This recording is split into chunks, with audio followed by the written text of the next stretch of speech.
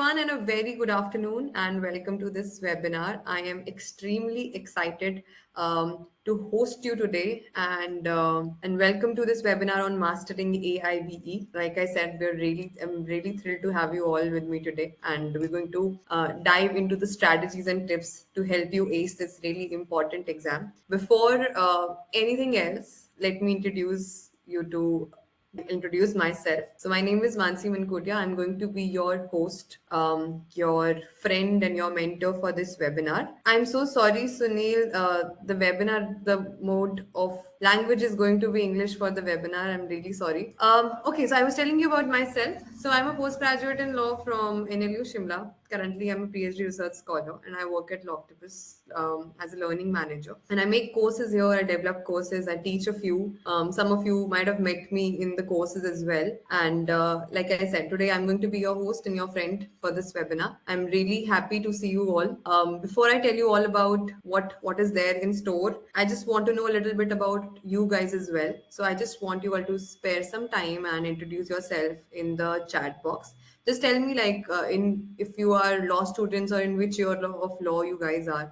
It'll really help me to know the audience. Also, please tell me if you're preparing for the AIB exam and if you're going to appear for the AIB exam that is next month. In the chat box, quickly. Oh, great. Says that he has submitted the form yesterday only. By the way, the last date to submit your exam is 25th of October. So if you haven't done it so far, please do it if you are appearing, right?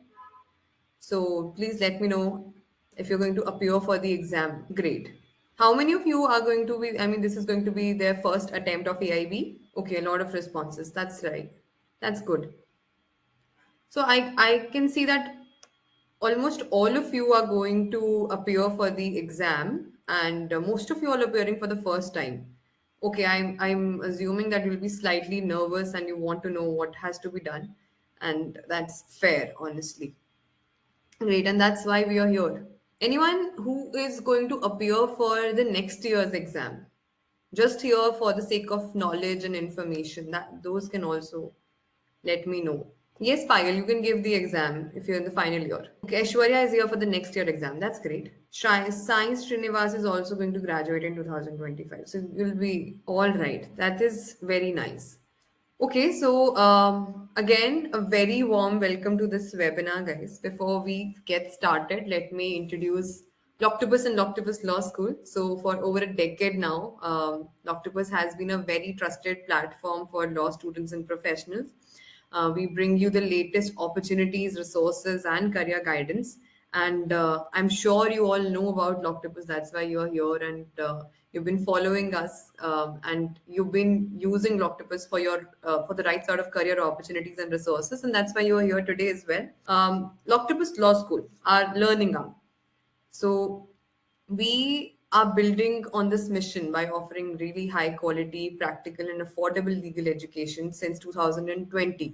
And ever since then, we have trained over 18,000 students and professionals, equipping them with skills that truly, really matters. And we also have our own test prep wing in the Loctopus Law School. It is where we help aspiring legal professionals prepare for some of the most competitive exams. We offer courses on UGC NET, CLAT PG, and now we're very excited to launch a very comprehensive crash course on the All India Bar exam.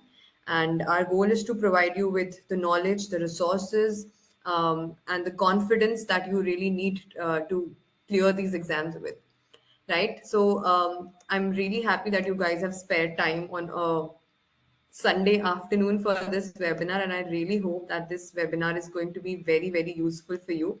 We'll do a quick networking thing here. So, what I'm going to do, I will, and that's for all of you, right? We should know each about each other. If you are aspiring litigators, which I'm assuming because you're appearing for the AIB exam, see, networking it is a key to build clientele, to get more work. You need to have better contacts, and you can have better contacts through these sessions also. So I am going to post my LinkedIn ID here, right? I'll share the link of my LinkedIn ID. All of you also, you can share your LinkedIn IDs here. send follow request, connection request to each other, and please network. Make the most of this opportunity. I am sharing my LinkedIn here, so that is something that you guys can also do, right? So yeah, that way you will get to know each other, right? All of you are from different parts of the country. You will get to connect with each other. You can be of any use for each other. So yeah, that is a very quick networking activity that we are going to do. Yeah, please feel free. Neil has already posted his LinkedIn ID here. All of you, share your LinkedIn IDs here with each other, send each other the connection request, and make the most of this opportunity. Great. Now you are here, and I am here to discuss about the All India Bar exam and how do you do well, how do you prepare for it, and what exactly is this exam. So, exactly coming to why we are here today, right? So, the AIB exam is just around the corner. The exam is on 24th of November, right? And with almost a month left until the exam. And the last date to register is 25th of October. It's like only 5 days left. It is a very crucial and high stakes exam for every law graduate who's looking to start their own legal practice in India. And it's just not about clearing the exam. It's also about, if you clear the exam, you get the certificate of practice, which enables you to officially appear in courts and practice law. Surprisingly, although it's an open book exam, surprisingly, last year around 40% of the candidates they couldn't clear the All India Bar exam. So if you are feeling a little nervous, I mean that's fair, and trust me, you're not alone. The high failure rate it shows that how important it is to have the right preparation strategy, and how important it is to approach the exam properly. So that is exactly why we are here. So please do not worry. We're here to ensure that you're not just prepared, but you're also confident to face the exam head on. So today we'll be covering the basic overview of the exam. We'll get to know all about the exam. We're going to analyze previous year question papers. I'm going to run you through last year's question paper so that you also understand the trends, the recurring themes, and you can also plan your strategy accordingly. And after that, I'll also be sharing some strategies that you will need to, and everything actually basically you need to know to give yourself the best shot at the success of this exam, right? So I'm going to share some insights with you as well. So I really hope that this session is going to be productive. It's going to be interactive. It's going to be engaging. So please feel free to ask questions, right? Please feel free to take notes and make the most of this time, right? Together we're going to learn about AIB. I am going to help you, and I really hope that you're going to help me with as well. For any sort of questions that you will be having, please do not ask them in the chat box. Why? Because we have a lot of attendees here. If everyone will start writing questions in the chat box, probably I'll miss on a lot of things. For questions specifically, we have a Q&A box here, right? That's why I wanted you to check it. You check that it's working. So we have a Q&A box. So any questions that you will have, please post it in the Q&A box. All right. After the lecture portion is done, I will take up your questions. So the structure of the webinar is like that. The introduction part, right? We're almost done with that. Welcome and introduction. We're almost done with that. After that, I'm going to start with what we have in store for you. After that, I'll take up your questions, and after that, I'll tell you a little bit about the crash course that we have developed at Loctopus Law School and how you can avail really cool registration opportunity for the same. Okay, so the Q&A box for all the questions that you want to ask. Are you all with me till here? Any questions, anything? Can I get a yes in the chat box? Are we all clear? Are we good to begin also? A quick yes in the chat box will really help. All right. Thank you so much. I'm really happy to see all of you responding so quickly. That's really cool. So I'll just start sharing my screen. Okay, is it visible? Okay, great. All right. Thank you so much, everyone. So again, a very warm welcome and thank you for being here today, right? And it's my pleasure to speak with you. And I'm sure it doesn't matter if you're a law graduate or you're final year law student, preparing for this exam, it is one of the most essential step in your legal career. Even if you do not want to pursue with litigation, having a license to practice is something which we all really need to have, right? That's why we pursued law. Like that's the primary aim of having the license to practice. You'll only be called an advocate if you'll have that license to practice, right? So that's why we have the AIB exam.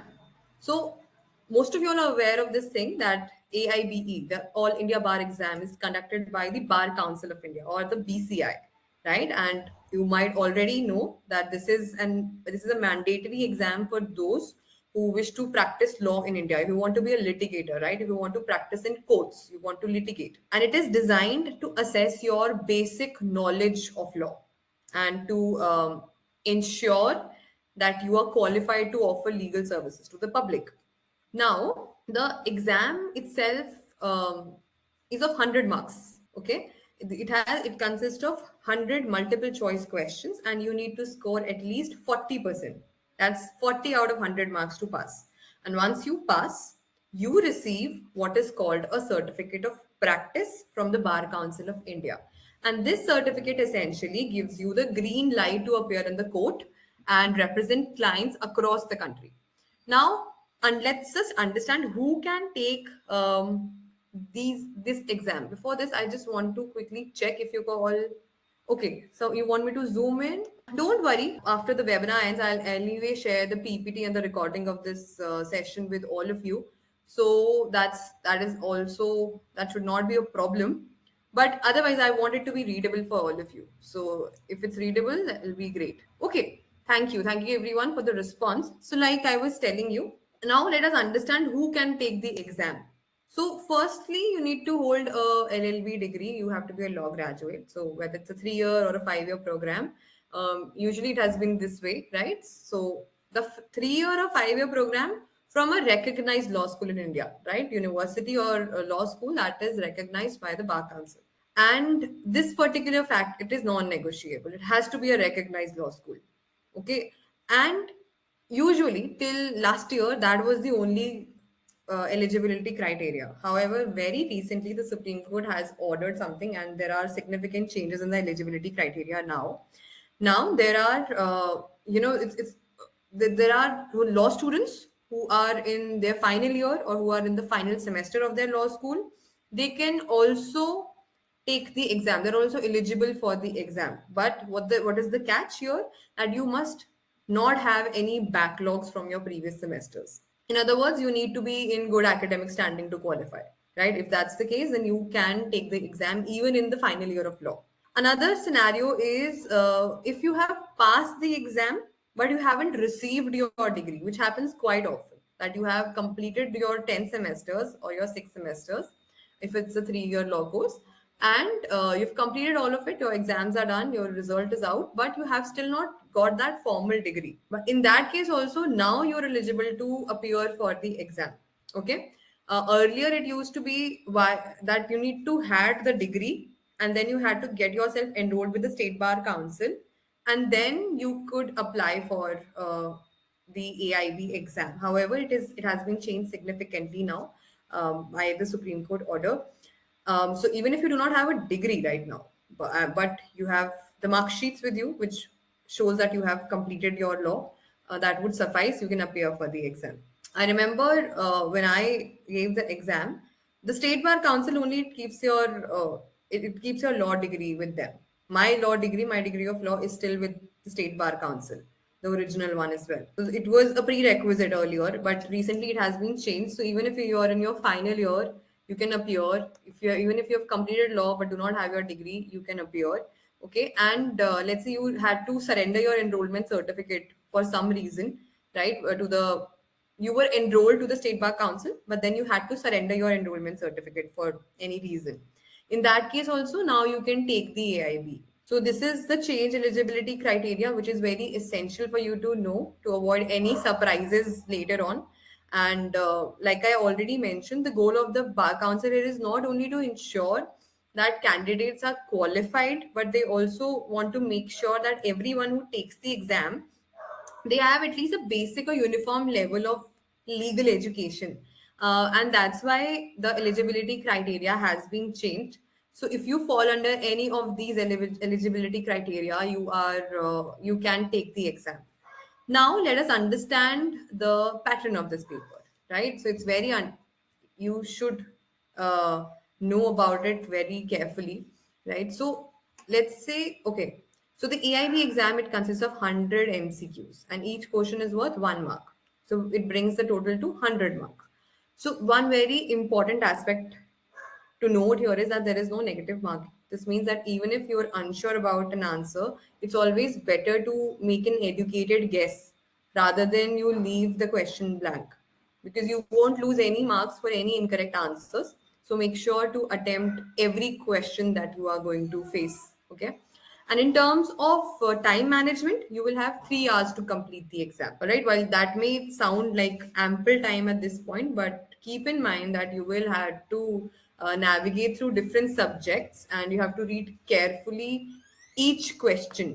So it's very important to pace yourself and keep an eye on the clock as well. So I would suggest I would suggest aiming to complete the first half of the exam in around 90 minutes, and then you give the remaining time to tackle the more challenging questions or to review your answers. Okay, and it usually, if the exam is direct, which we'll also understand if it is direct or not by the PYQ analysis that we're going to do, it does not take you a lot of time. You sort of complete the exam in 90 to 100 minutes if the exam is direct, which, by the way, the difficulty level is increasing year by year. And to remind you of the fact that around 40-45% people have last time failed the exam. So you need to manage time properly as well. And then you also need to have time for the review, and you also need to have time to spare time for observing more challenging questions, because the difficulty level, like I said, of the exam is increasing significantly. Okay, now let's talk about the subjects that are covered in the AIB. So the exam, it tests a wide range of legal knowledge of yours. It includes constitutional law, Indian Penal Code, CPC, CRPC, Evidence Act, family law, public interest litigation, professional ethics, admin law, company law, ADR, environmental law, intellectual property law, cyber law. Now, I'll also share this schedule with, sorry, not the schedule, the syllabus. Wait. Yeah, that's why I couldn't, I did not want to do a slideshow because I have to share, switch tabs also. So this is like the syllabus that AIB has released. Okay. So if you see, most of the time the syllabus has been the same. I am observing it from like past few years. It's the same, but very recently we have three new criminal laws, right? So that has also been included. So along with IPC, CRPC, and evidence, you also have to prepare BNS, BNSS, and BSA, right? It does not say an or; it's an and here. Okay, so both the laws, the old law and the new law, has to be prepared. So in the syllabus now, it's the syllabus has been basically the scope has widened a little bit, not a little bit, because BNS, BNSS, BSA itself is slightly it's slightly lengthy. They're very lengthy. Okay, so yeah, coming back to what we were discussing, right? So that was the syllabus, and as you can see, AIB, it covers a broad spectrum of legal topics, and it requires a really holistic approach for your preparation. Another very important point is that the candidates are allowed to carry bare acts without any notes in the examination, right? We're all law students here. We're almost law graduates also. We are law graduates. We know what are bare acts, right? So bare acts are basically, the verbatim text of the law. It is exactly how it is passed by the legislature without any commentaries, any notes, or any annotations. So this is one very significant change, and you have to refer to the exact wording of the law during the exam. So so it's suggested that you should be familiar with the structure and content of these bare acts so that you can quickly locate the relevant sections when needed. Right? If you simply carry the bare acts into the examination hall, but you do not know how to use them efficiently, there's absolutely no point. There's no use. And this is like the most difficult part. Although it's an open book exam, you're allowed to carry your notes, but still people are failing. The level of people failing this open book exam is so high because people do not actually know how to use the bare acts properly. and that's something which you should avoid definitely, which you shouldn't be doing. So yeah. Um, Now, when I say bare acts without notes, I also here mean that your notes, even if you have bare acts, which you were using during your law school journey, that is also fine. But make sure that those are not, you've not written something on them, right? You've not scribbled anything, or they're not highlighted somehow, or you're not underlined something. I gave the exam like 2 years back, and when I gave the exam, I had this, I was also telling it to my students today that I was carrying a criminal manual. I still have it with me. It's here only, if you can see. It's a criminal manual, right? It has CRPC, IPC, and Evidence Act in one book only. So it's a criminal manual that was allowed.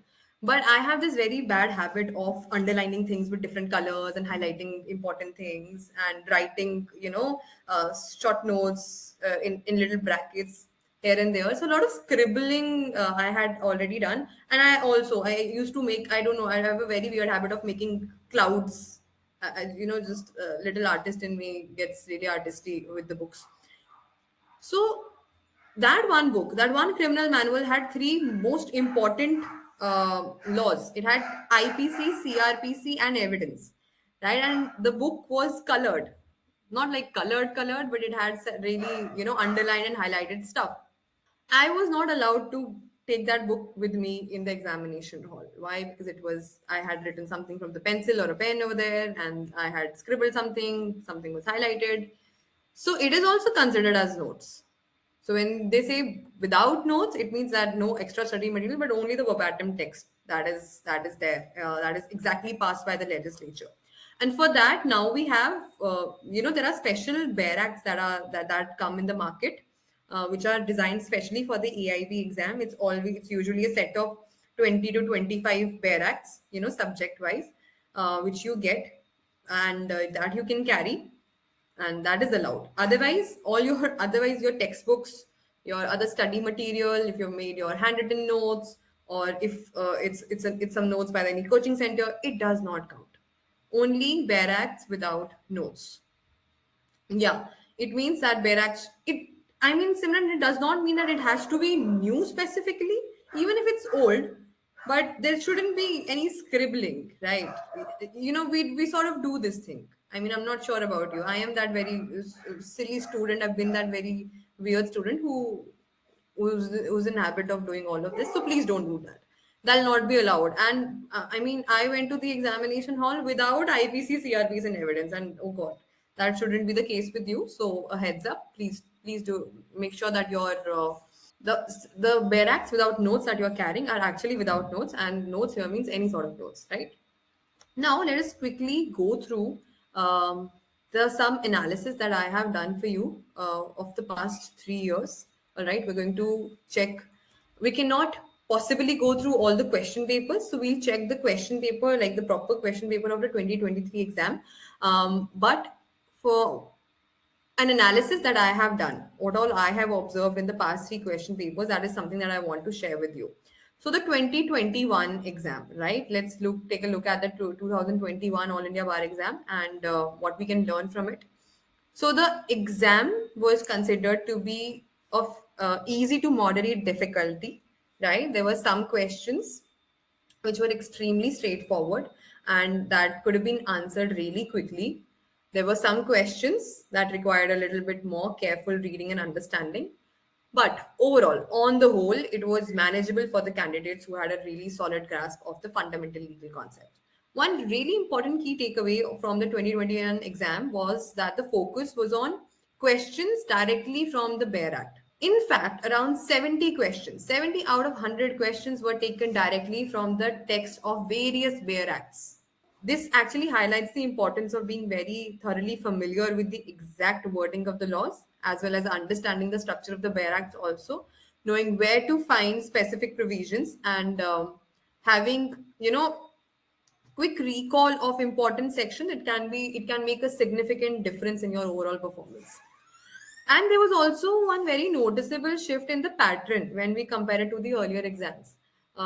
So the weightage, it was low for case law based questions. It was more about the concept.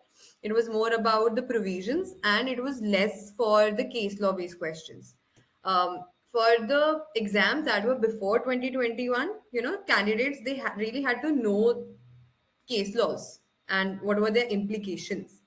But the 2021 exam, it placed lesser emphasis on such questions. This does not mean that landmark cases are not important. I mean, they're really important, but in this examination, it was not there. And it sort of indicates that you do not have to memorize cases, right? But you should focus on understanding the principle of law and how they're applied. It is more useful for the examination. Another important change in the 2021 exam was the restriction that was imposed on carrying bare acts without notes or other study materials. Before this exam, you could carry n number of books and study material with you. Anything. I was telling it to my students also in the morning that I remember my seniors used to take a suitcase filled with books to the examination hall. And it could have been anything. It could have been any textbook, it could have been any study notes, any books that you borrowed from your library also, anything. So you could take it with you. And people used to take suitcases. I'm not even exaggerating. Suitcases filled with books to the examination hall, and that was allowed. But see, just to just to discourage this thing, the BCI changed the rules and they made it very specific that now you can only carry bare acts without notes, right? So there has to be no annotations, no commentaries, no notes in the bare acts. Also, we get specific bare acts now for that also. So 2021 was like the first exam with the change pattern, and ever since then the same pattern is being followed. Students in this exam, they sort of found it really difficult to deal with the exam at that point. Why? Because barracks without notes were not very extensively available. Suitcase filled with books were anymore not allowed. So the students, it made it crucial for this candidate to rely solely on their knowledge of the barracks rather than any supplementary material. So that was like one challenge that was faced. Other than that, the questions were fairly direct. I mean, understand, 70 out of 100 questions are far, if they just from the Bare Act. I mean, it's fairly easy. If you know how to navigate through the Bare Acts, you could score, you know, good marks without any much effort, right? Now, let us understand the 2022 exam. Okay, so let's analyze that exam to get a clearer understanding of the exam trends and what they mean for your preparation. So, the 2022 AIB was generally considered to be the 2022 AIB was generally considered to be very easy compared to previous years, especially for those who prepared systematically. Yeah.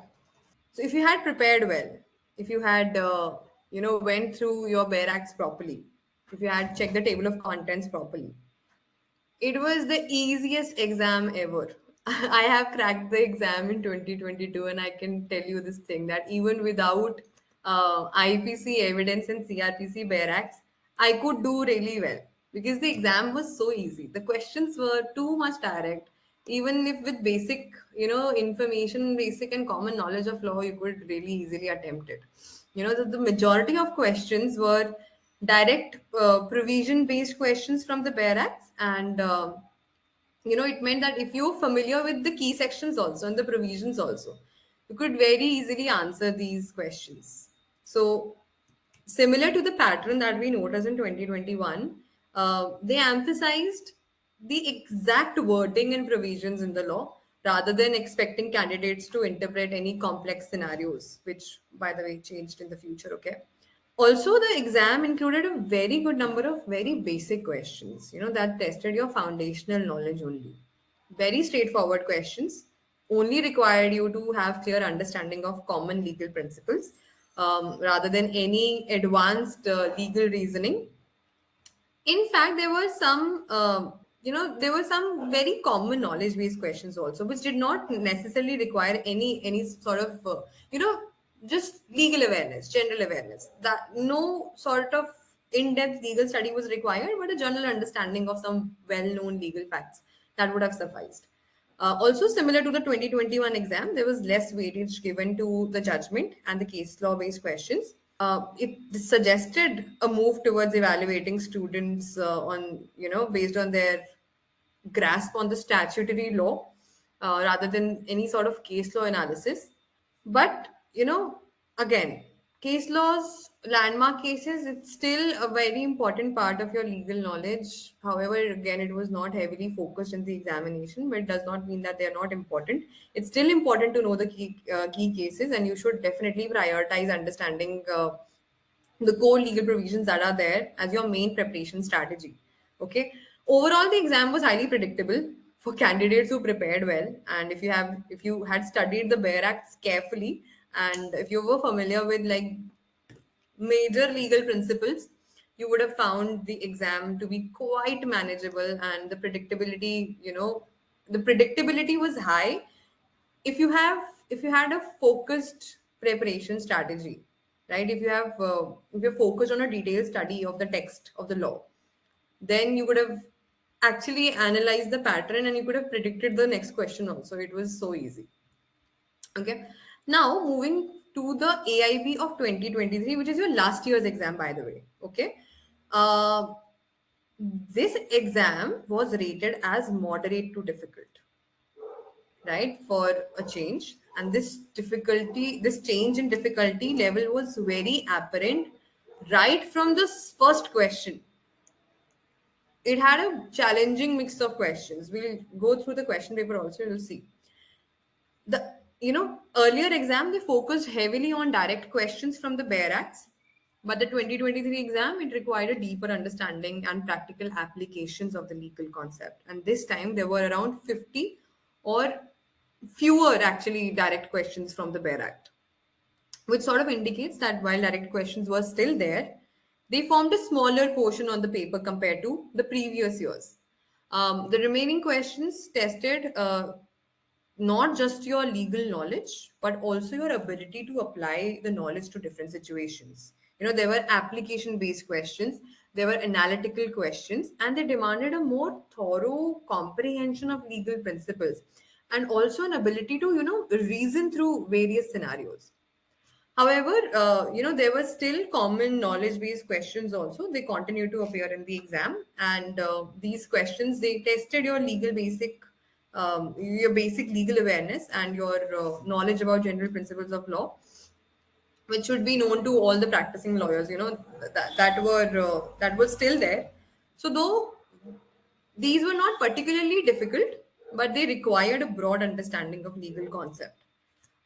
In this exam, criminal law questions were largely sourced from the Bare Acts. Okay, meaning that if you had studied the IPC, CRPC, Evidence Act, Bare Acts, you would have been able to tackle these questions more easily. And there was a combination of both direct and indirect questions from the Bare Acts. When I say direct and indirect, direct questions are where the section number is, actually mentioned properly, and in the provision is mentioned. So it becomes very easy for you to navigate through the Bare Act if the section number is mentioned. Indirect questions are that they have given you the provision, but you're not sure where exactly this section is, under which chapter will it be, under which schedule you'll find it. So that is, but the answer to that question is in the Bare Act only. So those were your indirect questions. So there were a blend of both direct and indirect questions. However, in the previous years, we found more direct questions, where the section number is mentioned, where the provision is specifically mentioned. So you know where to actually go and find. That was not the case with your 2023 exam, especially for your criminal law questions. So that was there. And one very important change that was observed in the 2023 exam was the increase in judgment based questions. Right. So your exam of 21 and 22, the emphasis on judgments was relatively low. It was for the 2022 exam, it was negligible. But the 2023 exam, it included more questions that were referred from landmark case laws. So, like I was mentioning, it does not mean that you have to skip the case laws or you cannot include it. So, it means that you need to be familiar not just with the provisions but also with key judgments and their legal principles. Surprisingly, we had case laws from constitutional law, we had it from Indian Evidence Act, we had for environmental law, for company law, we had questions. For what all? For IT Act also we had questions from judgment based questions. For law of torts we have judgment based questions. So there were a variety of judgment based questions that were there, and surprisingly it's not something very usual, right? We do not have it very often, and that is a trend that we saw in the 2023 exam. Wasn't there earlier. So overall, the exam was slightly more difficult compared to the previous years. But if you had a comprehensive approach to preparation, if you know how to navigate through the bare acts, and if you have basic understanding of the case laws were not difficult, but they were there. Okay, if you had a basic understanding of the case laws also and their practical applications as legal principles, you could very easily answer it. But otherwise, if you think that, because it is a very, it's a misconception that you do not have to study for AIB exam. You can just take your books, take your bare acts, go to the examination hall, find answers, and appear and crack the exam. 2023 exam, it sort of nullified that misconception. That's not the case anymore. So there were questions which were not from the Bear Act also. And there were questions which were from the Bear Act, were very difficult to locate in the Bear Act. So yes, the difficulty level was high, definitely. And that's why around 40% people have failed the exam, which speaks a lot of volume, by the way. I'll just take like 30 seconds to drink some water. If you have any questions, you can please put it in the Q&A box, right? I'll answer it by the end of the lecture, okay? Now, the questions, the difficulty level can vary, but there is a general trend of some topics that are recurrent in the AIB exam. And there are some themes that are always there. Some sort of topics from where the question is always going to be there. And it's like one of the most common topics. So we've identified some important topics from the PYQs. For constitutional law, it's going to be fundamental rights and fundamental duties. You need to understand what is the scope, what is the limitation, what are the duties as a citizen, scope of and limitation of fundamental rights, your duty as a citizen, all of that. BPSP sometimes can have questions, mandatory question from constitutional remedies, and need to know about the writs, all five writs. What does it mean? There has to be, you should know about it. We often get confused with what is the meaning of which writ. That should be really clear to you, because almost every time you get at least one question from the writs. Right, then separation of power. What is the structure and power distribution among the three organs of the government? That is there.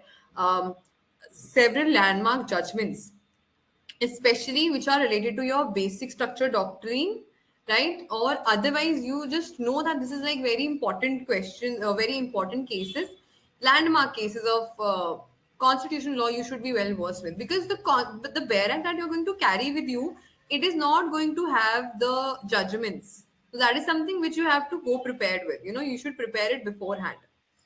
For criminal law, you from IPC, usually they pay more attention to general exceptions. And if they ask questions from specific offenses, those are mostly from offenses against the human body. From CRPC, you need to be familiar with the procedures that are related to bail, to summons, warrants, right? They're frequently covered. And power of the courts, of course.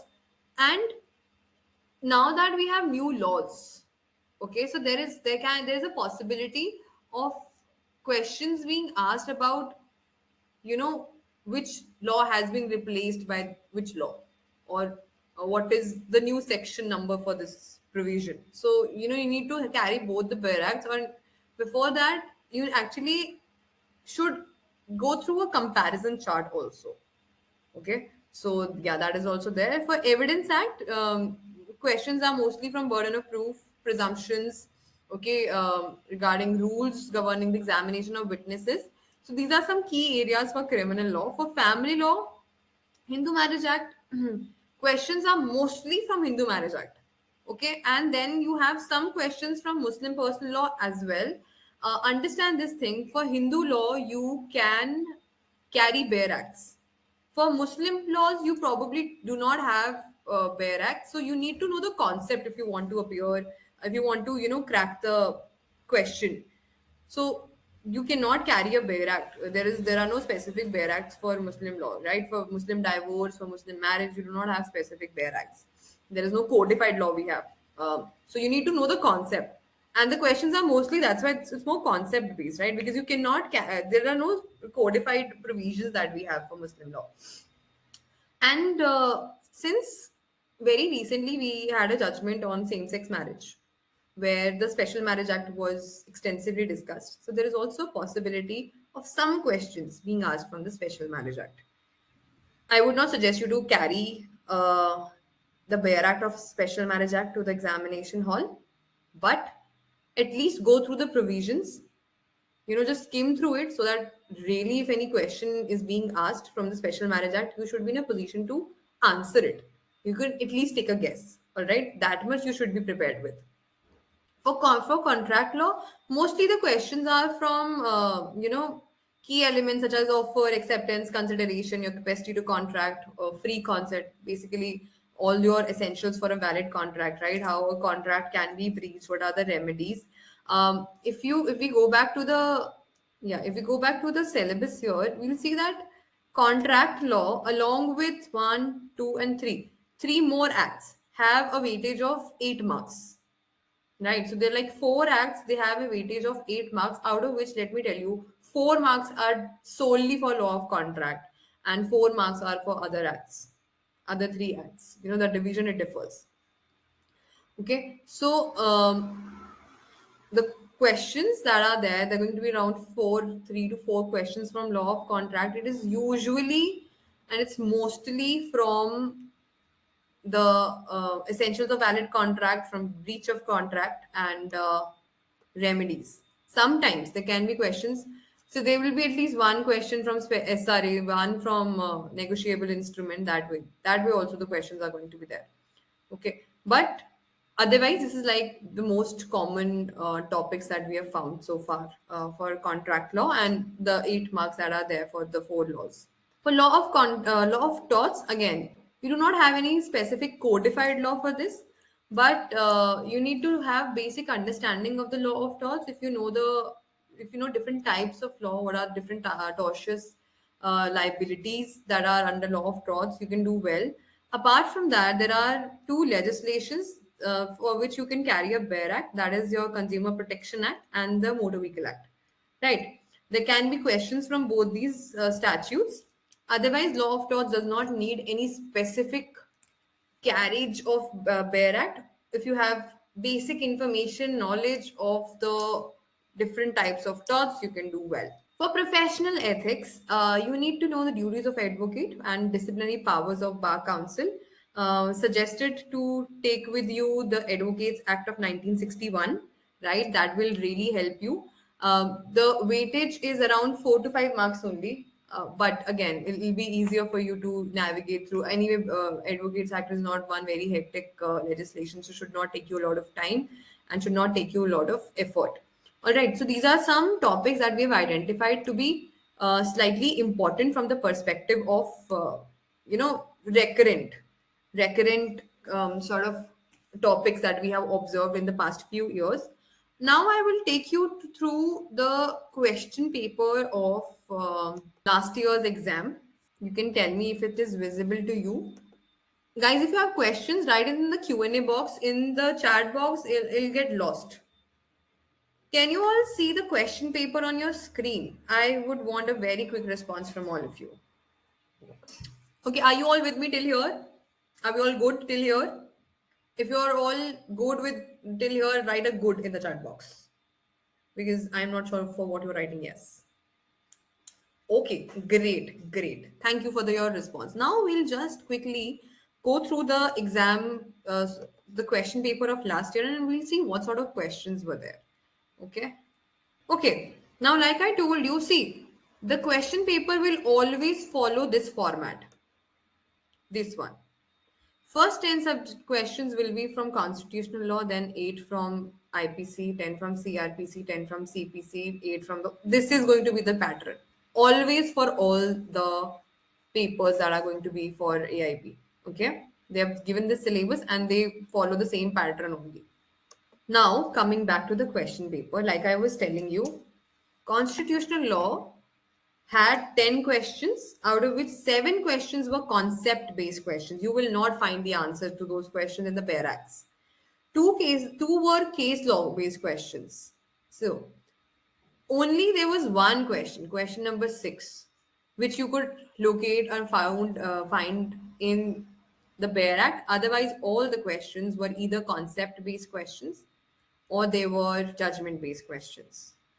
No bare act would have helped you. So it's slightly stressful because first 10 questions only.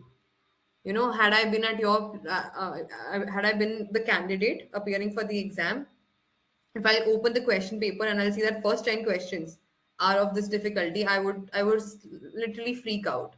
So that was there. So there were no direct questions from the Bare Act. You need to know the provision for this. However, there were case laws and not very common case laws. You might know the answer to it if you've read the concept, if you have read the textbooks, but if you've just read the Bare Acts, that's not going to be enough. Okay. Now, that was your constitutional law. Then we had 8 questions from IPC. Now, those out of those 8 questions, 7 questions were directly from the Bare Act, which you could find in the Bare Act. Okay. There was only one analytical question where you had to analyze a situation and then you had to answer it. Okay. Otherwise, most of the answers you could find in the Bare Act if you had been carrying it. Then we had 10 questions from CRPC, right? And out of which there was only one analytical question, and rest all the questions, 9 questions, you could locate and track in the Bare Act. And it was easier to attempt these questions because the section numbers they were direct questions, right? Most of the questions were direct. When I say direct, it means that the section numbers were mentioned. So you can easily open the Bare Act, you can check the section, you can read the verbatim, and you can answer it, right? There was only probably, I think there's only one question, this one only. Which of the following sentences is an assistant, which of the following sentence is an assistant session judge authorized to pass as per the CRPC? You probably know the answer, but even if you do not know it, but even if you use some of your mind and you think that okay, the power of sentencing of the judges is given under under chapter 3 of the CRPC, in power of courts. Okay, so probably you know that which chapter to actually go and find. So it makes your search a little easier. Otherwise, there's direct questions with section numbers mentioned. So you can always, you could very easily go and answer them. There was only one analytical question. Okay. After that, we had Evidence Act. This is still CRPC going on. Oh, we had CPC. Sorry, 10 questions from CPC, but all 10 questions were from the Bare Act only. Most of them were direct also, but the difficulty level, but the questions were slightly difficult for this CPC. Okay, I mean they were not too easy. They were still direct, but from procedural perspective, important questions. So if you know the procedure already, it would have been very easy for you to answer, but not something that is of common knowledge, something that you would need a Bare Act to confirm the information with, right? So the difficulty level of the questions was slightly high, but the questions, the answer you could very easily locate in the Bare Act. So understand the psychology of the examiner here. They do not want you to memorize things. They want you to know the important stuff, right? If you know things, that's good for you. If you do not know those important things, they'll make you read the Bare Act and find the answer to it. So that now you should know those important things.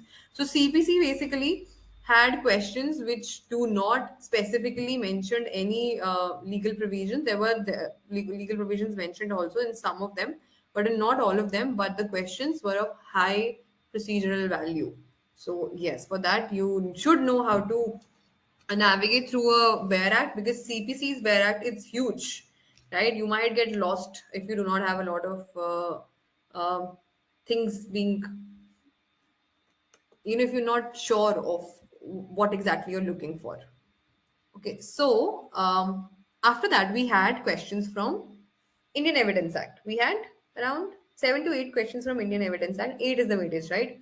Out of which only three questions were from directly from the Bear Act. Other than that, we had one case law based question. Surprisingly, we've never had any case law based question for Indian Evidence Act. I've hardly saw any case law based question for Indian Evidence Act and CLAD PG also, but surprisingly we had it for AIP exam.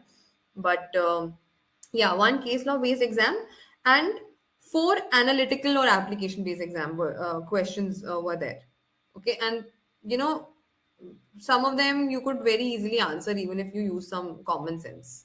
See, which of the following is a correct statement as per the IEA? Leading question may be asked. Leading question may be asked in cross examination. Leading question may be asked in re examination. Leading question cannot be asked. So, this is something very common, even if you use your brains a little bit, so you can answer it very easily. Wasn't very difficult, but again, not something that you can find in the Bear Act also.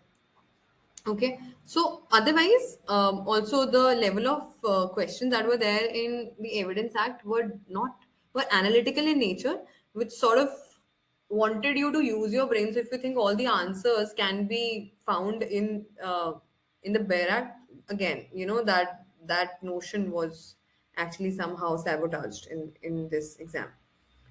Then we had questions from ADR, right? Most of the questions, one of them was from CPC, one was for Lok Adalat, a question of common knowledge. Two of them were from the Arbitration Act. Then the family law. You have 8 questions from family law, out of which 6 questions were from Hindu law and 2 questions were from Muslim law. The questions that were there from the Hindu law were mostly from the Hindu Marriage Act and mostly were from the Bear Act. Muslim law, on the other hand, like I told you, the questions are always going to be conceptual because we do not have a lot of codified laws for Muslim marriages, Muslim divorce. Nothing is codified, right? So these are concept based questions. You can only answer them if you have read the concept. So again, not having Bear Act, I mean, Bear Acts are not enough in that case. Other than that, we had most of the questions were from Hindu Marriage Act, some question from succession and one from adoption also. Then we had 4 questions from public interest litigation. Again, no, there is no legislation or there is no codified statute that you will find, or no Bear Act you will find for public interest litigation. 4 questions. If you know even basics of PIL, you could attempt, right? So, what is the first ever PIL? You should know. Who's the father of PIL? You should know. Against which of the following PIL cannot be filed, right? What sort of cases the court cannot entertain under a PIL? So, like common knowledge, but still, you need to know the concept. If you do not know basics of the thing, the Bear Act is of no use. For admin law, we had two judgment-based question and one theory-based question. Basically, who gave this theory, right? So, a jurist question, identifying the jurist question. So, again, a Bear Act is of no use in that case. Then for Advocates Act, we had for professional ethics, we had questions from the Advocates Act and we had questions about the BCI rules, which most of them you will find in the Advocate Act itself. Right? It's not very direct. For example, the BCI rule questions were not very direct, but you can still locate the answers if you have been through the Bear Act at least. Company law, one question which was direct, one was not even from the Bear Act. Okay. Environmental law, all the questions were case law based questions. IT Act, case law based questions. Then for labor laws, okay, this is one very common question that I get asked. What exactly to prepare for? What all Bear Acts to carry for your labor laws, because now it has a lot of legislation under the umbrella, under the spectrum of labor laws. So we had questions from maternity benefit, we had questions from Factories Act, and we had questions from industrial dispute. So there is no fixed, I mean, there is no proper list of statutes that you can carry. If you have common knowledge about anything, I mean, these answers you will find in the Bare Act only. So there is no specific number or specific legislation that you have to carry, because we hardly get questions asked from the Maternity Benefit Act, but last year we had two questions from Maternity Act. So yeah, that is always slightly unpredictable, and that's slightly which you cannot guess. From law of torts, again, a jurist-based question, slightly difficult. Okay, I mean, if you've read law of torts, even the basics of law of torts properly, probably you will be able to answer it. It's like about a definition only. But sometimes, I mean, I been at the candidate's place, I would have been confused between Salmond and Winfield in this case. No Barat can help me to reassure or confirm my answer in that case. Another one was a case law based question again. All right. And then we had questions from Motor Vehicle Act and Consumer Protection. Two questions from Consumer Protection. So whenever you're preparing for law of torts, please include motor vehicle and consumer protection also. This is also something when you had been reading law of torts in your law school also, it would have in the syllabi Motor Vehicle Act and the Consumer Protection Act also, right? It's the same for this exam also. Then you have tax laws. For tax laws, it's suggested that you specifically prepare the IT Act, right? Or you take with you the IT Act, BER Act, because most of the questions are from the IT Act only. The chances of indirect taxes being asked is really less. Okay. And then you have contract. So, like I showed, like we just saw in the syllabus, that there are four laws which have a weightage of 8, but most of the questions, around 3 to 4 questions, are from Contract Act only.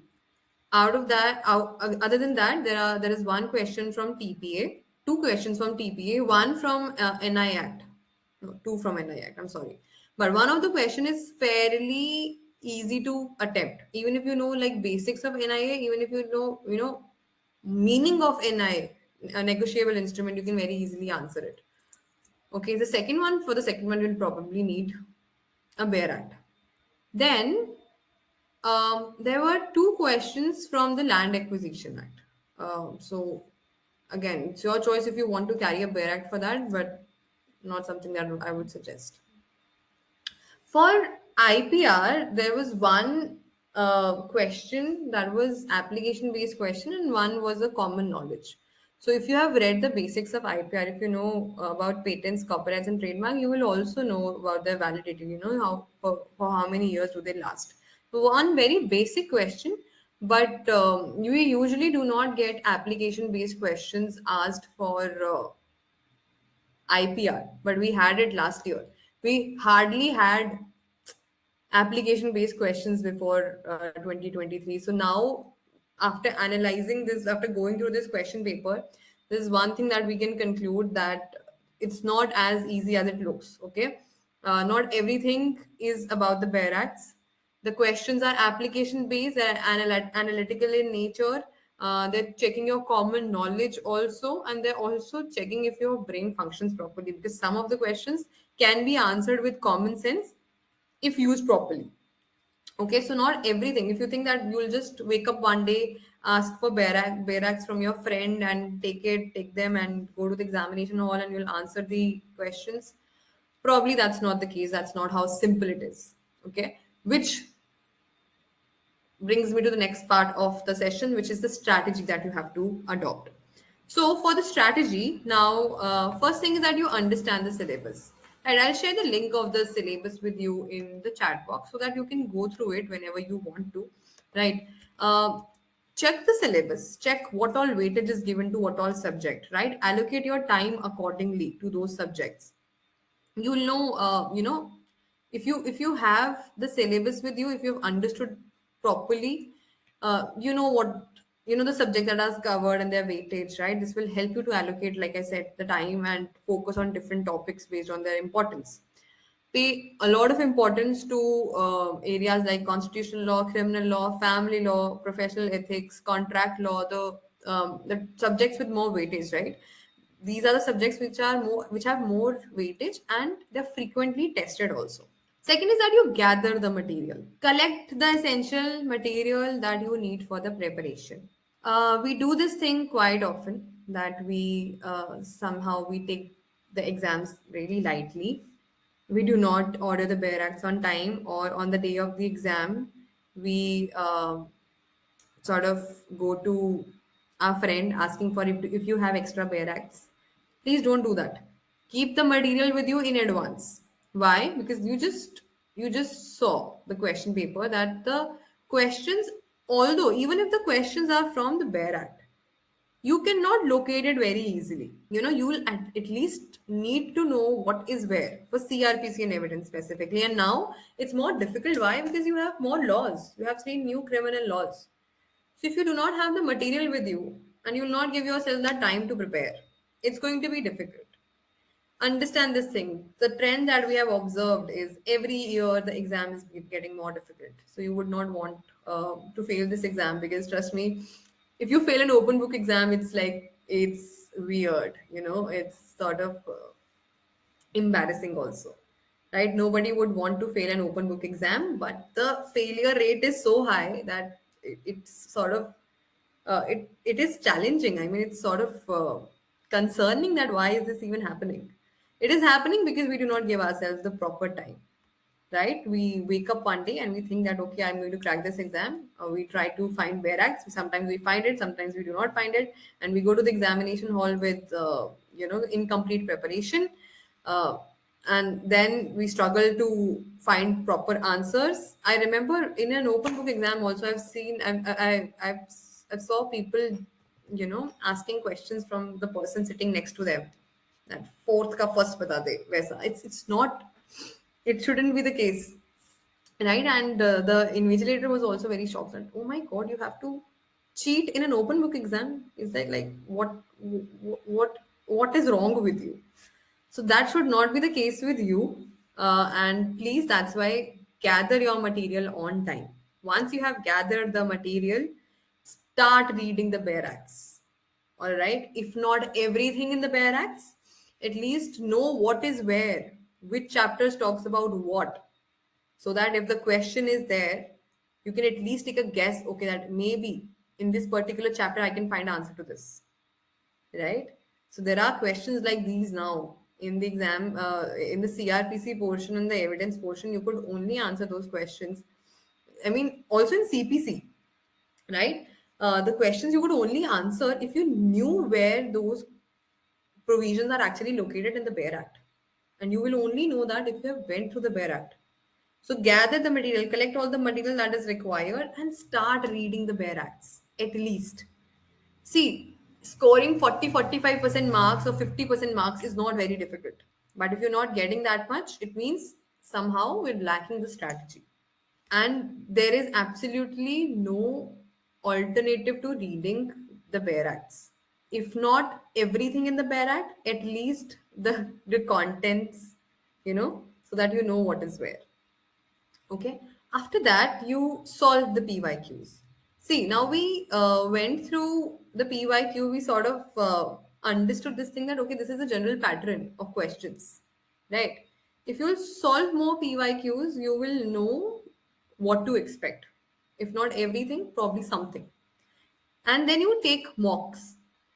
It is very important because, like I said, you have 180 minutes. I get it, but it might seem that it's a lot of time. But for an open book exam with subjects like CPC and CRPC, and now the three new criminal laws as well, which are extremely lengthy, it gets really difficult. It gets very time consuming. So you need to take mock tests so that you can strategize your preparation accordingly. You know where you stand, right? You know how well you're performing. You identify your weaker areas and you work on them.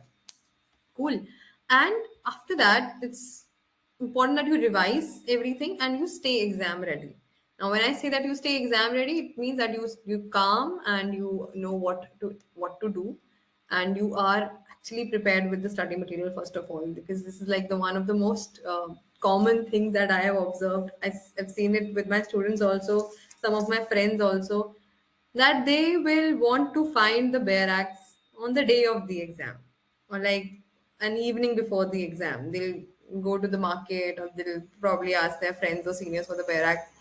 Don't do that. That's not going to be very useful, trust me. Okay.